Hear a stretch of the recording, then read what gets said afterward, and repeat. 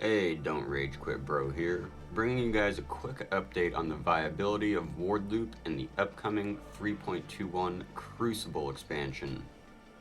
The TLDR is, yes, it still appears to be just as functional as in 3.20. We did get one minor nerf that I see, but it's not a crazy big deal, and I think we have a new king class for Ward Loop. The Saboteur rework is bringing several things to the table. First is the 30% CDR passive, which will allow us to get to the 52% breakpoint easily.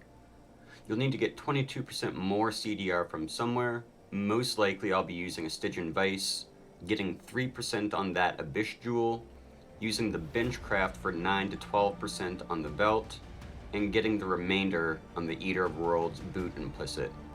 This will make crafting the belt much easier, and we don't need to elevate the boot implicit really all that much either. As for the setup to get Skeleton's duration done properly, it's easy. The only functional change from my typical setup will be, instead of running a 420 or 916 less duration, you just make that a 2020 less duration, and bam, you're done. The other new passive for Saboteur with trigger bots gives us two big things. First, it effectively gives us double casts on all of our spells. Mathematically, it will work out to 30% more damage, but we will have twice as much clutter on the screen. If you go with my build, I will assume no responsibility in the melting of your GPU. This also will double our skeleton casts. With a level 21 skeleton setup, you summon 4 skeletons per cast. By default, the max summon skeletons is 7, so we need to pick up +1 max skeletons from somewhere, which I think will easiest be done with the passive by the witch starting location. Now, what this will allow us to do is use a single heartbound loop and also not use forbidden rite, thus lowering the bar for the minimum amount of ward you can have to be looping properly. Now, you still want to get as much ward as possible, as it's mitigating damage off the top of every hit, but you don't have to worry about killing yourself from self-damage from forbidden rite because your ward is too low. This also allows us to get chaos res on gear and not worry about bricking the loop. As we don't get the sanctum relic anymore, the ability to run 4 flask is significantly more difficult, and I'll probably be on a 3 flask setup.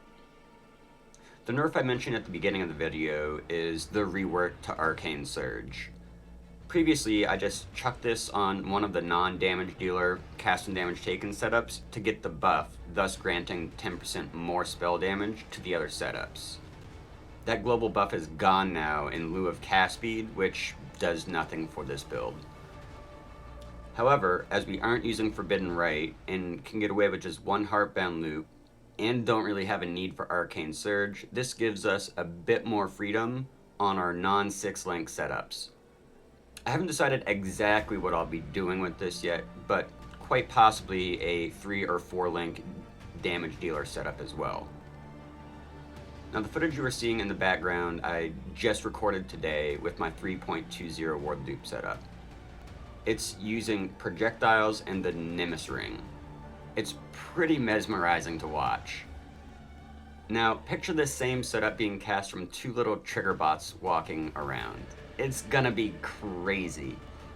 That's all I have for this video, but over the course of the next week, I'll be trying to do some test runs with Shadow and doing some more theory crafting on the build over on my stream at twitch.tv/don'tragequitbro.